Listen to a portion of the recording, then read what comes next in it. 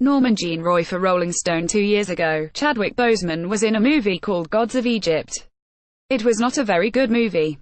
But in addition to its not goodness, it also became infamous for whitewashing, casting, as ancient African deities, a white guy from Scotland, a white guy from Denmark, and at least 7 white people from Australia.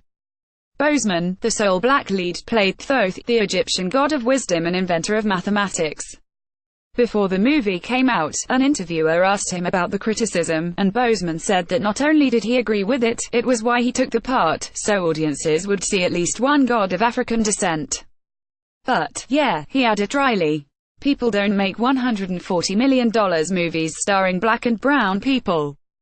Photographed by Norman Jean Roy for Rolling Stone. What a difference 2 years makes. Because now we have Black Panther, not just a $140 million movie starring black and brown people, but a $200 million one.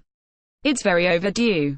Stan Lee and Jack Kirby created Panther, the first black superhero, way back in 1966, but he didn't show up on the big screen until 50 years later, when Boseman stole Captain America: Civil War. Now, after a decade of Marvel Universe films starring a demographically disproportionate number of white Chris's, the world finally has its first African superhero movie. It's a sea change moment, Boseman says. I still remember the excitement people had seeing Malcolm X, and this is greater, because it includes other people, too. Everybody comes to see the Marvel movie. He's not exaggerating. The film broke a ticket pre-sales record for superhero movies, and at press time it was tracking toward a $165 million opening, better than every Marvel non-sequel except The Avengers and possibly enough to crack the top 10 movie opening weekends of all time.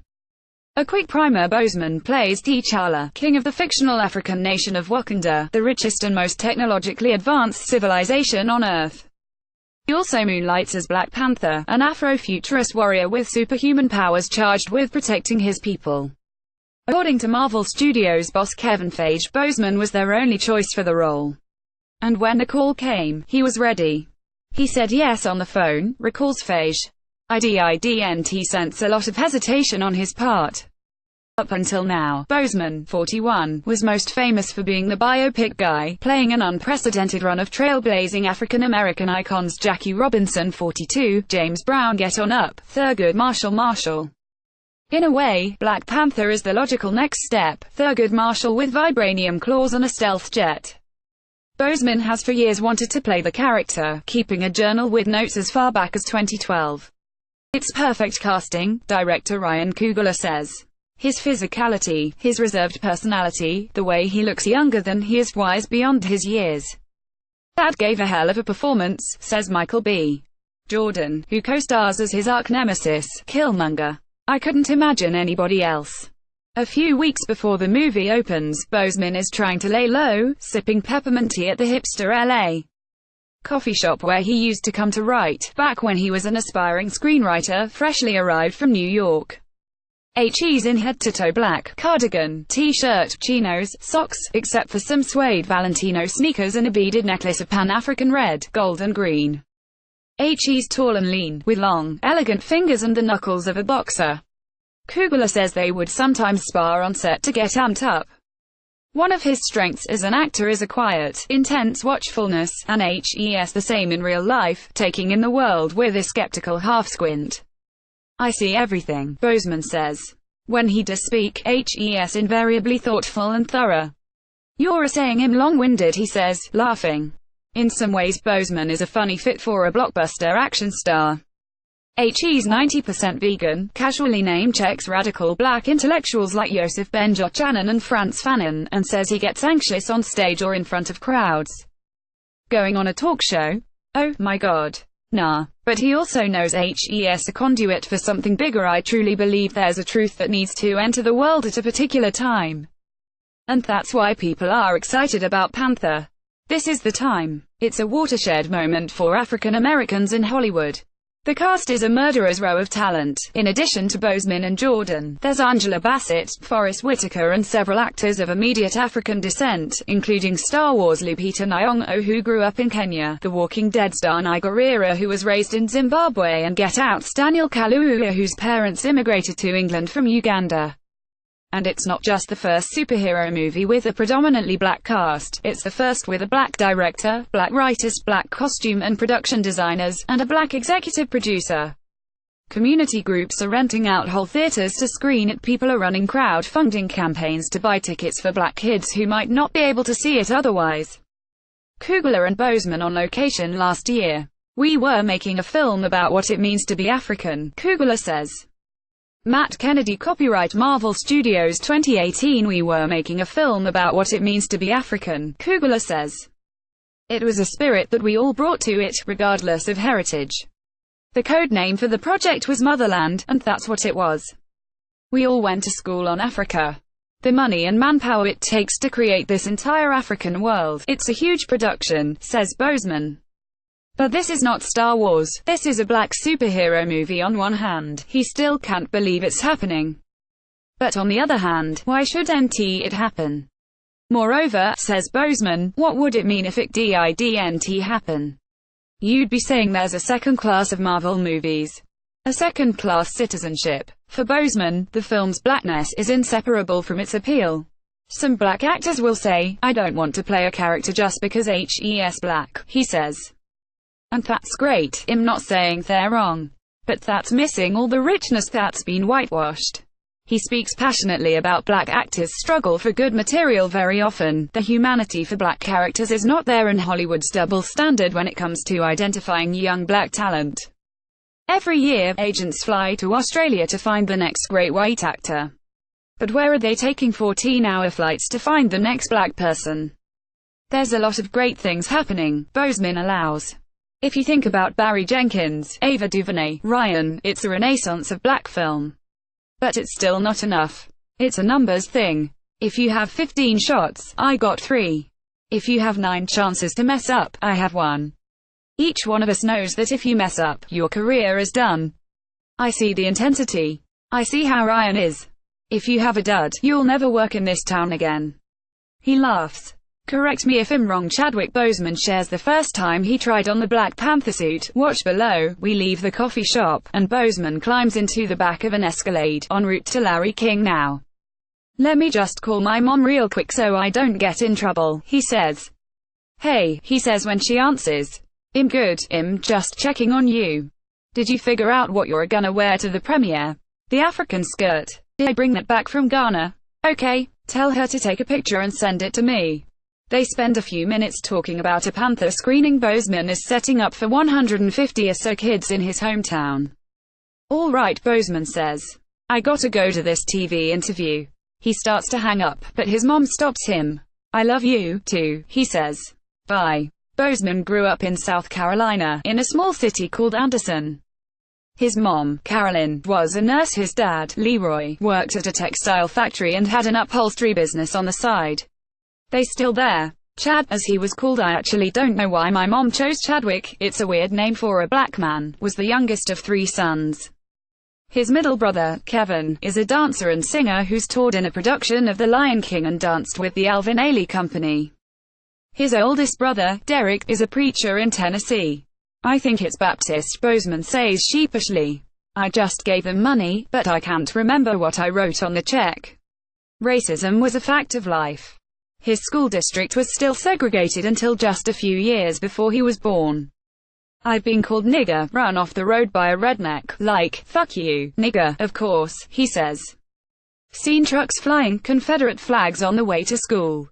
I'm not saying it was an everyday occurrence, but if somebody was feeling tradition that day. In the summer of 2015, 2 weeks after a white supremacist gunned down 9 worshippers at the Emmanuel Am Church in Charleston, South Carolina, Boseman, who was in Atlanta filming Captain America: Civil War, drove home to see his family. My cousins hit me, like, don't go this way, because they're doing a Klan rally in the parking lot, he says. So it's not a thing of the past. Boseman was a quiet kid who loved drawing and wanted to be an architect. He also loved basketball, and was good enough to be recruited to play college ball. But during his junior year of high school, a boy on his team was shot and killed. Boseman coped with the tragedy by writing a play in response to the incident, which he called Crossroads, and staged at his school. He realized he liked telling stories. I just had a feeling that this was something that was calling me, he says. Suddenly, playing basketball wasn't as important. He applied to study directing at Howard, the historically black university in Washington, D.C., affectionately known as the Mecca. In his book Between the World and Me, writer Ta-Nehisi Coates, a contemporary of Bozeman's at Howard and, coincidentally, a writer of the Black Panther comics, calls it the crossroads of the black diaspora, where scions of Nigerian aristocrats in their business suits give dap to bald-headed QS in purple windbreakers. Bozeman ate it up. He got a job at an African bookstore and took a trip to Ghana. He also learned about a certain African superhero. Since Black Panther's 1966 debut, he's been one of the most political characters in the comics universe. Courtesy of Marvel Enterprises, 3 courtesy of Brian Stelfree's Marvel Enterprises at a historically black college, you're getting turned on to all these things, the pantheon of our culture, he says. It's John Coltrane, it's James Baldwin, and it's Black Panther. Bozeman took extra acting classes to help improve his directing. One of his teachers was Felicia Rashad, aka Claire Huxtable from The Cosby Show. She became his mentor. She would do a play in DC and you'd go see it, and she'd drive you home and talk to you, he says. How are you eating? You look too skinny. You need a pork chop. We were just trying to aspire to her excellence. Rashad has fond memories of Bozeman. Chad was this lanky young man with big eyes and an endearing smile and a very gentle way, she says. What I saw in him was the sky was the limit. He never asked me to introduce him to anyone, that's not his way. He was going to make it on his own merits. While taking Rashad's class, Bozeman and some of his classmates applied to a prestigious summer program at Oxford to study theatre. They were accepted, but they didn't have the money to go. She pushed for us, Bozeman says. She essentially got some celebrity friends to pay for us to go. I don't want to say who paid for me, he adds. No, it's not Bill Cosby. While he was at Oxford, he studied the Western canon, Shakespeare, Beckett, Pinter. But I always felt like black writers were just as classical, he says. It's just as difficult to do August Wilson, and the stories he's telling are just as epic. After graduation, Bozeman moved to Bed-Stuy, in Brooklyn, where he fell in with New York's hip-hop theater scene, writing and directing plays featuring rapping stars and beatboxing Greek choruses. What Hamilton is doing now, he says with pride, we were doing 15 years ago. To pay the bills, he also taught acting to kids at the Schomburg Center, a black research library in Harlem. He was so proud and fulfilled by that, says Rashad. When he talked about it, he became like sunshine, he loved it so much. Eventually, he started booking gigs on the usual shows, Law & Order, CSI Cold Case, before his big break playing Robinson in 42. But through it all, he always looked for projects that had the same emotional weight he felt when he was 17 and a bullet took his friend and inspired his first play. For me, doing this, it has to be meaningful, Bozeman says. Because that's how it started. When Bozeman got the role of Black Panther, one of the first things he did was ask his father to take a DNA test. He wanted to know more about his roots. AfricanAncestry.com, he says. They get specific about what ethnic group you come from, as opposed to just what country. For the record, Yoruba from Nigeria, Limba and Mende from Sierra Leone, and Jola from Guinea-Bissau. He says HES also traced his American lineage as far back as he could. To go any farther, he says with a wry smile, it'd have to go to Property Records. Bozeman drew from a wide range of real-life influences for T'Challa, Shaka Zulu and Patrice Lumumba, Mandela speeches and Fela Kuti songs. He read about Maasai warriors and talked to a Yoruba Babalawo. For his fight scenes, he trained in African martial arts, Dambe boxing, Zulu stick fighting and Angolan capoeira. He also made 2 trips to South Africa for research. On one trip, a Cape Town street musician bestowed on him a Xhosa name Mgzolisi, or peacemaker. I think it was his way of saying, as an African American, I know you're disconnected from your ancestors and your culture and your traditions, Bozeman says. Here's my way of welcoming you back. The most important thing to him was the accent. In the movie, the Wakandans essentially speak Xhosa, one of the official languages of South Africa, and when Wakandans speak English, it's with a Xhosa accent. I had to push for that, Bozeman says. I felt there was no way in the world I could do the movie without an accent. But I had to convince the studio it was something we couldn't be afraid of. My argument was that we train the audience's ear in the first 5 minutes, give them subtitles, give them whatever they need, and I believe they'll follow it the same way they'll follow an Irish accent or a Cockney accent. We watch movies all the time when this happens, he adds. Why all of a sudden is it we can't follow it when it's African? And then, of course, there was Obama. When the idea for a Black Panther movie was first hatched, a black man was president of the United States. I think his presence opened the door for it in a way, Boseman says. He borrowed from Obama the concept of a leader who's not going to respond to criticism, the type of person who can hold his tongue and hold his ground. He also says he and Coogler talked about vibranium, the ultra-valuable metal that provides Wakanda its wealth and technological prowess, as a kind of nuclear weapon. So it's a similar thing, he says. Who would you want to get the call at 3 in the morning? I'd rather it be someone like Obama or T'Challa than somebody else. Which brings us to the current office holder. What does Boseman think T'Challa, the genius trillionaire monarch of Africa's most sophisticated kingdom, would make of President Trump referring to certain nations in Africa as shithole countries? Nakia Lupita Nyong'o, T'Challa Black Panther Chadwick Boseman and Okoye Danai in Marvel's Black Panther. Copyright Marvel Studios 2018. Boseman, who last year said Trump was giving voice to white supremacy, today just smiles. I'd love to answer that, he says. But I don't want to give him Panther time. A few days later, Black Panther has its world premiere at a theater in LA. It feels like half of Black Hollywood is there. Don Cheadle munching popcorn in the balcony, Lawrence Fishburne giving fist bumps on the staircase, Donald Glover flossing resplendently in a tangerine suit, Jamie Foxx in a t-shirt that reads Wakanda Forever. When the movie plays, there are cheers, tears, laughter and multiple standing ovations. It's a celebration. People are feeling it. Later that week, Coogler is sitting on a hotel balcony in Beverly Hills, trying to process it all. Premieres are emotionally overwhelming, man, he says. He was mostly focused on the 50 or so family members who came from the Bay Area to see it, some of them, like his grandmother, elderly and in wheelchairs. I was just trying to make sure they're okay, he says. My mind was on ramps. Much has been made about Coogler being the first black director on a Marvel movie, but comparatively little has been made about his youth.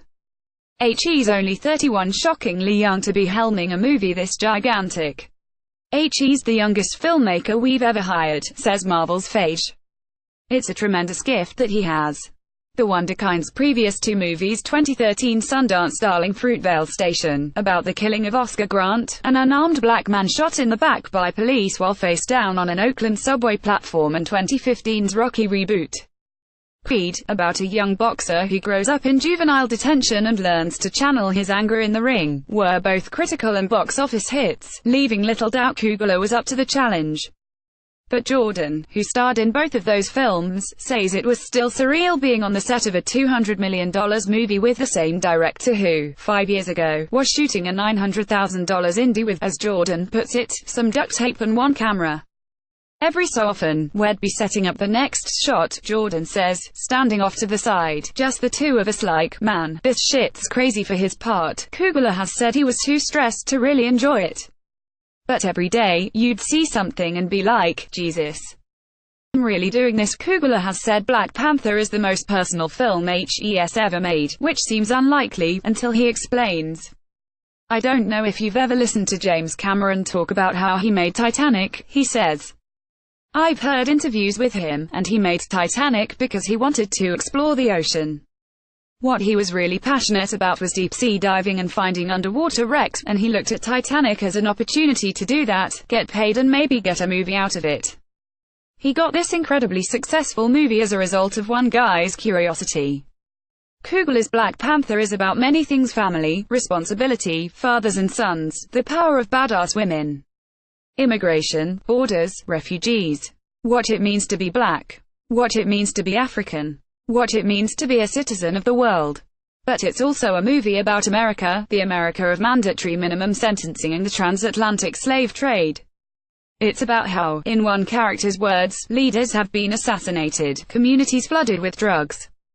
And it's about, in the haunting last words of another character, my ancestors that jumped from the ships, because they knew death was better than bondage.